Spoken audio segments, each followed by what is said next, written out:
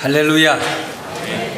부활의 주님 예수 그리스도를 믿는 우리들에게 새 힘과 능력으로 충만하게 하시는 하나님 우리 아버지께 찬양과 경배를 드립니다. 사랑하는 성도 여러분, 지난 한 주간 부활 신앙으로 승리하셨습니까? 학습교인, 입교교인, 세례교인 된 성도 여러분, 부활하신 주님과 동행하는 큰 은혜를 누리셨습니까? 오늘은 부활절 두 번째 주일로 지키면서 부활 신앙으로 무장하는 주일입니다. 지난 한 주간 부활절 주간으로 지키면서 우리는 부활 신앙이 얼마나 소중하고 부활의 소망이 얼마나 귀중한 것인가를 깊이 체험할 수 있었습니다. 참으로 부활의 첫 열매이신 예수님을 믿는 믿음 없이 세상을 살다가 종말을 맞이하면 우리의 모습이 얼마나 안타깝고 비참할 것인가를 생각하면서 더욱 마음을 주님께로 향하게 되었습니다. 그 어떤 것으로도 위로할 수 없는 희생자 가족들을 위한 기도회를 금요 기도회 시간과 토요일 새벽 전가족 새벽 기도회 시간에 가졌습니다. 부활의 주님만이 저들을 위로하시고 붙들어 주실 수 있기에 마음을 모아 기도드렸습니다. 위로의 주님, 슬픔 당한 가족들과 함께 하소서. 합심하여 기도한 우리의 기도를 하나님 들으시고 역사해 주실 줄로 믿습니다.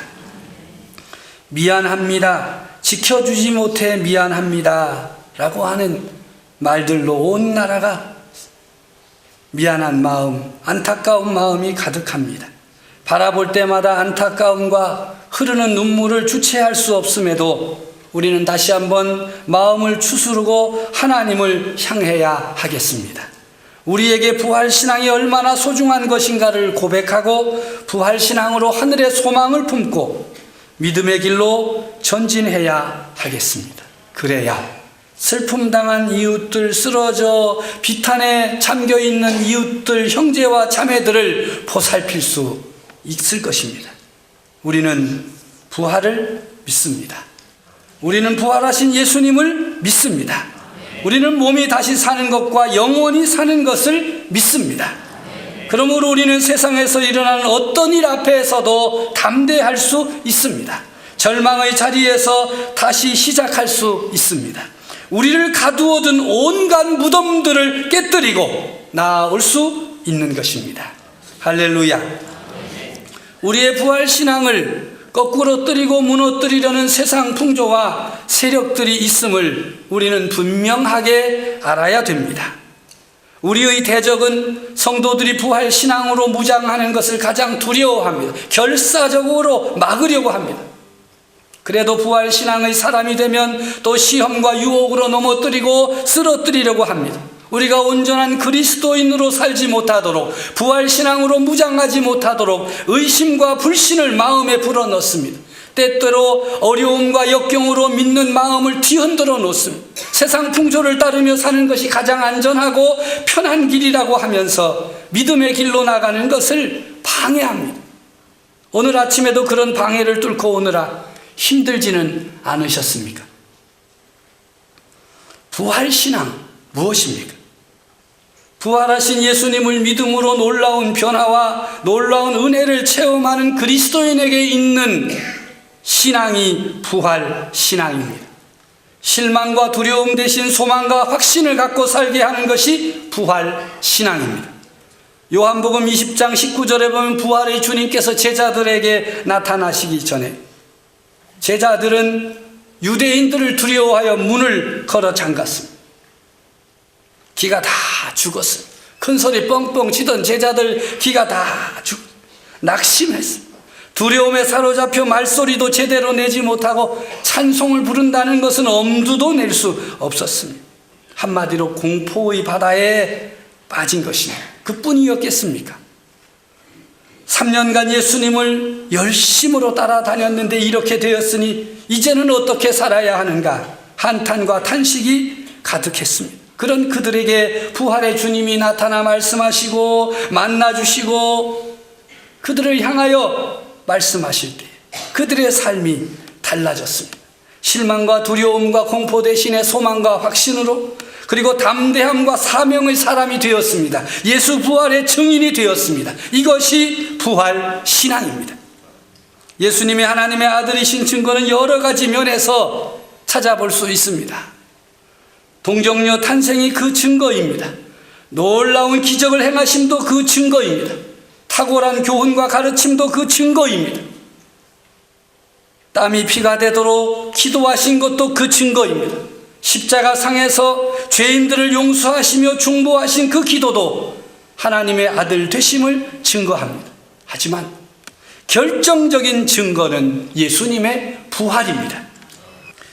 예수 그리스도가 하나님의 아들이신 증거는 무엇보다 가장 중요한 것, 예수님의 부활입니다.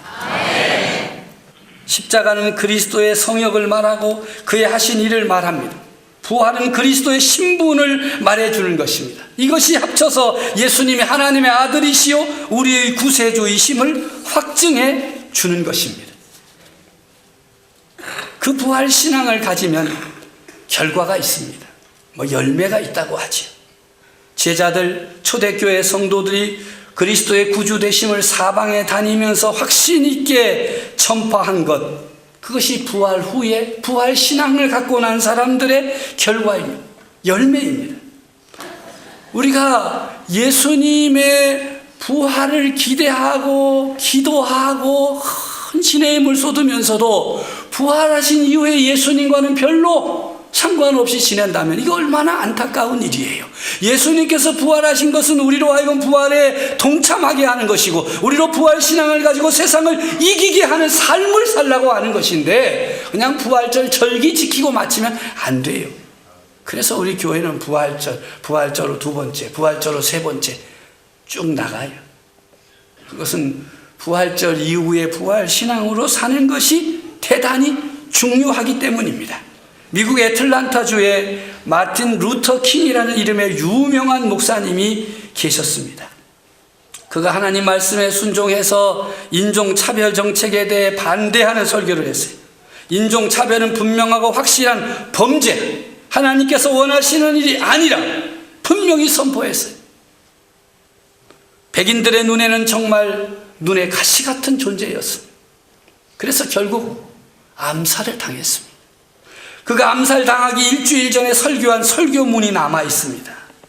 그는 노벨 평화상을 받은 사람입니다. 박사학위가 있는 지식인입니다. 그런데 그가 이 설교하는 가운데 이런 이야기를 했습니다. 나는 사람들이 내가 죽은 후에 나를 기억할 때에 노벨 평화상을 받은 사람이라고 기억하기를 원치 않습니다. 내가 무슨 박사학위를 몇 개 받은 사람으로 기억하기를 원치도 않습니다. 나는 다만 어려운 사람, 가난한 사람과 더불어 같이 산 사람이요, 예수 그리스도의 거룩한 내세의 소망과 부활 소망 가운데 살았던 사람이라. 이것만을 확실하게 말해달라고 부탁을 했습니다. 그가 이 설교를 하고 일주일 후에 죽었기 때문에 유언이 되고 말았습니다. 그는 죽을런지 몰랐어요. 근데 그 유언이 돼버렸어요. 다시 말해서 그가 중요하게 생각한 것은 노벨 평화상도 아니요, 학위도 아니요. 그에게 있어 중요했던 것은 그리스도의 부활, 영원하신 내세의 소망, 이 소망 가운데 현세를 어려운 자와 더불어 사는 그것을 중요하게 생각했습니다.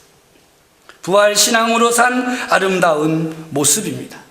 부활신앙은 우리가 고백하는 신앙 고백 사도신경에만 남아있고 우리의 머리에만 남아있는 교리가 되어서는 안 됩니다. 실제로 우리가 부활신앙의 소유자가 되어서 거룩한 체험과 감격이 가득해야 하는 것입니다. 지금도 부활신앙 이전의 사람들은 실망과 낙심과 두려움에 사로잡혀 살고 있습니다. 부활신앙의 사람들은 예수 그리스도의 구주되심을 확신하고 거룩한 감격과 예수 그리스도와 연합함으로써 예수 그리스도의 부활을 증거하고 전파하는 증인의 삶을 살아서 부활신앙 이전의 사람들을 실망과 낙심과 두려움의 자리에서 이끌어내어서 희망과 소망의 자리로, 영원한 생명의 자리로 이끌어내야 할 사명이 있는 것입니다. 그래서 부활신앙이 대단히 중요한 것입니다.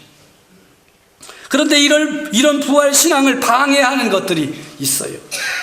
부활신앙으로 살고 싶지요. 부활신앙으로 승리하라고 했으니까 해야지.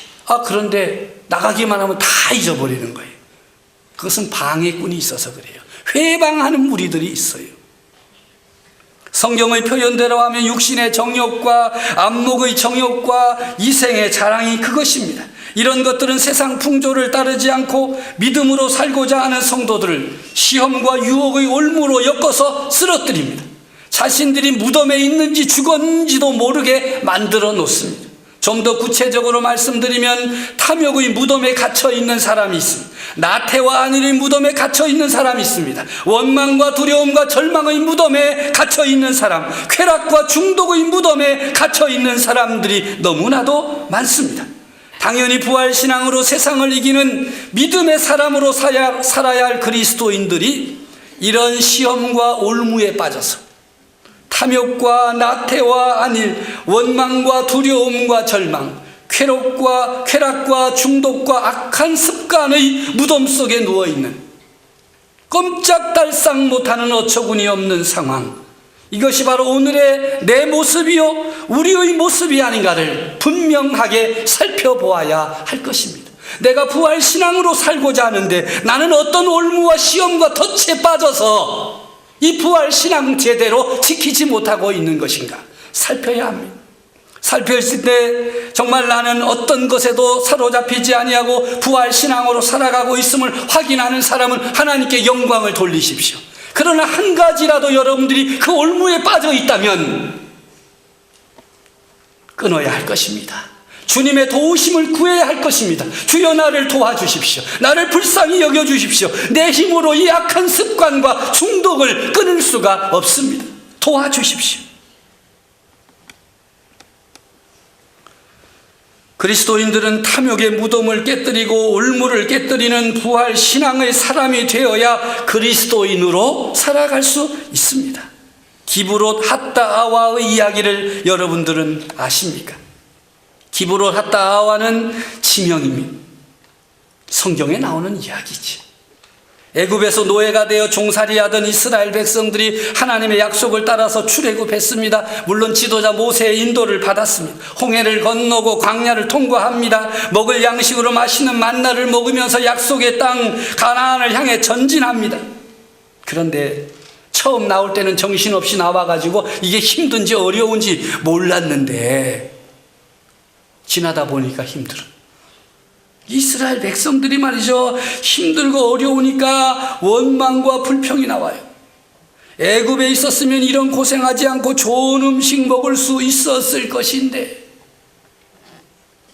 성경에 보니까 이렇게 돼 있어요. 누가 우리에게 고기를 주어 먹게 하랴. 우리가 애굽에 있을 때에는 값없이 생선과 어이와 참외와 부추와 파와 마늘들을 먹은 것이 생각나거늘 이제는 우리의 기력이 다하여 이 만나 외에는 보이는 것이 아무것도 없다. 백성의 온 종족들이 각기 자기 장막문에서 우는 것을 모세가 들었어요. 또 지도자인 모세도 마음이 아파요. 그래서 하나님께 엎드려서 어찌하여 주께서 종을 괴롭게 하시나이까? 어찌하여 내게 주의 목전에서 은혜를 입게 아니하시고 이 모든 백성을 내게 맡기시나이까? 이 모든 백성에게 줄 고기를 내가 어디서 얻으리까? 그들이 나를 향하여 울며 이르되 우리에게 고기를 주어 먹게 하라 하온즉 책임이 심히 중하여 나 혼자서는 이 모든 백성을 감당할 수 없나이다. 주께서 이같이 행하실진대 구하옵나니 내게 은혜를 베푸사 즉시 나를 죽여 내가 고난당함을 보지 않게 하옵소서. 오죽하면 즉시 나를 어떻게 해달라고요? 생명을 거두어 죽여달라는 거. 그러니까 지금 그 백성들 가운데 이 고기로 인해 가지고 온 백성이 원망하고 이제는 책임을 묻고, 그랬더니 하나님께서 그 모세의 기도를 들으시고 응답했어요. 너희의 몸을 거룩히 하여서 내일 고기 먹기를 기다리라. 너희가 울며 이르기를 누가 우리에게 고기를 주어 먹게 하랴. 애굽에 있을 때가 우리에게 좋았다 하는 말이 들렸으니 여호와께서 너희에게 고기를 주어 먹게 하실 것이라. 하루나 이틀이나 닷새나 열흘이나 20날만 먹을 뿐 아니라 냄새도 싫어하기까지 한 달 동안 먹게 하시리라. 냄새도 싫어하기까지 한 달 동안 먹게 하시리라. 그때는 모세가 또 벌쩍 뛰는 거예요. 아니, 나와 함께 있는 걸어다니는 사람만 60만 명인데 하나님 뻥을 쳐도 그렇게 치십니까? 한 달 동안 고기를 주어 먹게 하겠다 하는데 그들을 위하여 양떼와 소떼를 잡은들 조카오며 바다의 모든 고기를 모은들 조카리. 아마 모세가 지나는 길에는 새들이 없었나 봐. 광야길이어서 먹을 게 없으니까 새들도 없었는지 새는 쏙 빼놨어요. 양떼, 소떼 다 잡고 바다의 모든 고기를 잡아놓은들 60만 명이나 되는 사람이 한 달을 어떻게 먹느냐. 하나님께서 모세에게 말씀하십니다. 한번 따라해 보세요. 여호와의 손이 짧으냐? 그 다음 말도 있는데 외우기 어렵기 때문에 짧게 하는 거예요. 여호와의 손이 짧으냐? 전능하신 하나님의 손이 짧겠느냐? 너의 계산만 하겠느냐? 내가 이제 내 말이 내게 응하는 여부를 볼 것이다. 드디어 하나님의 역사와 능력이 나타나기 시작합니다. 바람이 바다에서부터 불어옵니다. 하늘은 깜깜해집니다. 깜깜해진 이유는 바다에서부터 메추라기들이 하늘을 덮을 정도로 날아와서 이스라엘 백성들의 진영 사방으로 각기 하루길 되는 지면이 2규빗쯤에 내리게 하였다고 성경은 기록했어요. 아마 모세는 기절했을 것 같아요.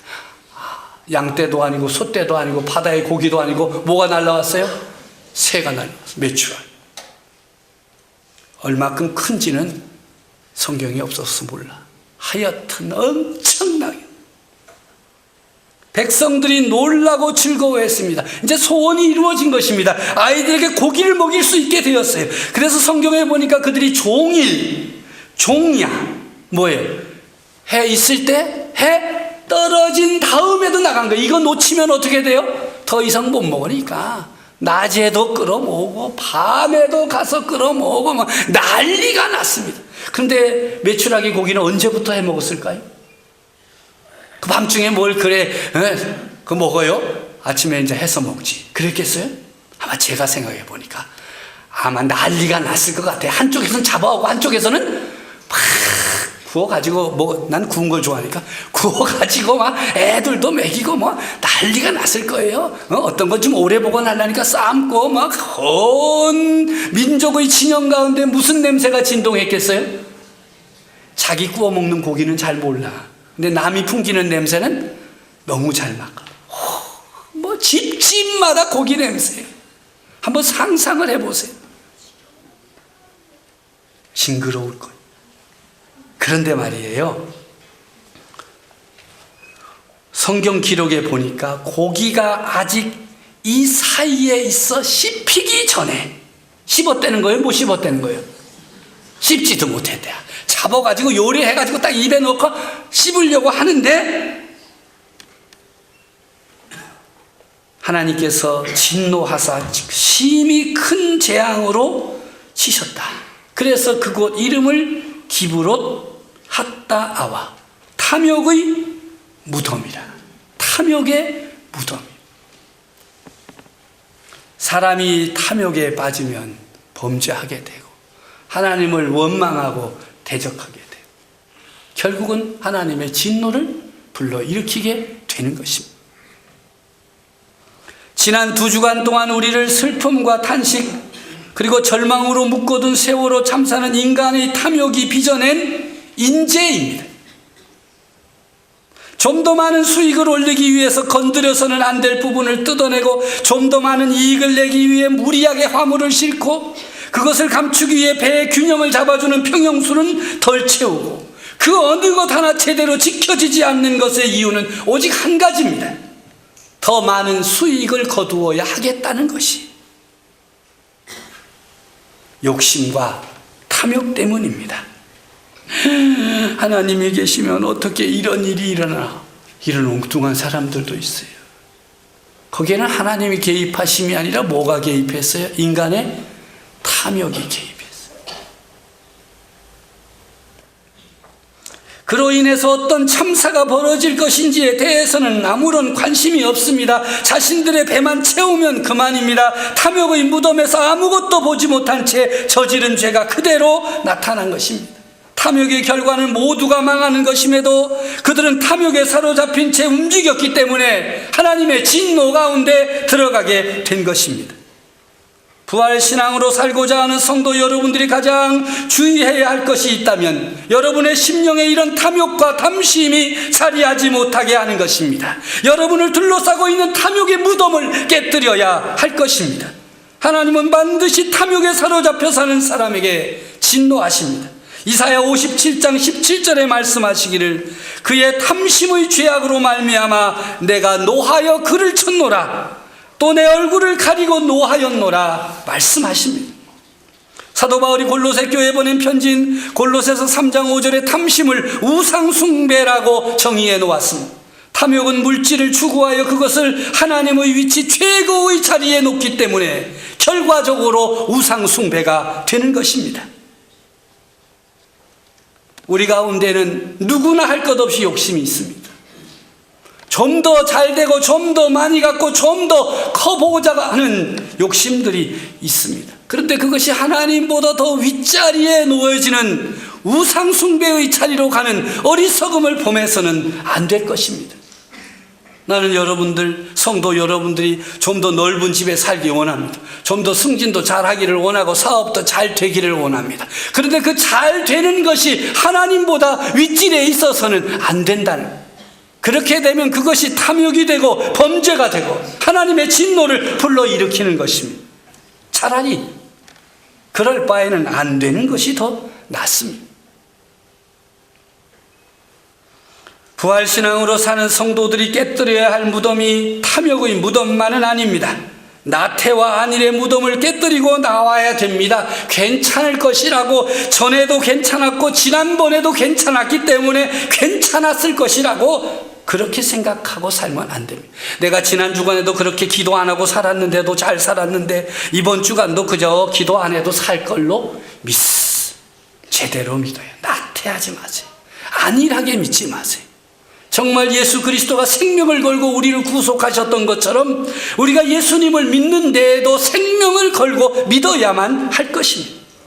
슬픔과 절망과 원망의 무덤도 깨뜨려야 됩니다. 쾌락과 중독과 악한 습관의 무덤도 깨뜨리고 나와야 할 것입니다. 사망을 이기시고 부활의 첫 열매이신 우리 주 예수 그리스도로 말미암아 우리에게 승리 주시는 하나님께 감사를 드리며 성도들이 해야 할 일이 있습니다. 오늘 58절 말씀입니다. 그러므로 내 사랑하는 형제들아 견실하며 흔들리지 말고 항상 주의 일에 더욱 힘쓰는 자들이 되라. 이는 너희 수고가 주 안에서 헛되지 않은 줄 알미라. 항상 주의 일에 더욱 힘써라. 열심을 내라. 너희 수고가 주 안에서 헛되지 않다 말씀하십니다. 우리 말씀을 붙들고 부활신앙으로 이 한 주간 승리하시기를 주님의 이름으로 축복합니다.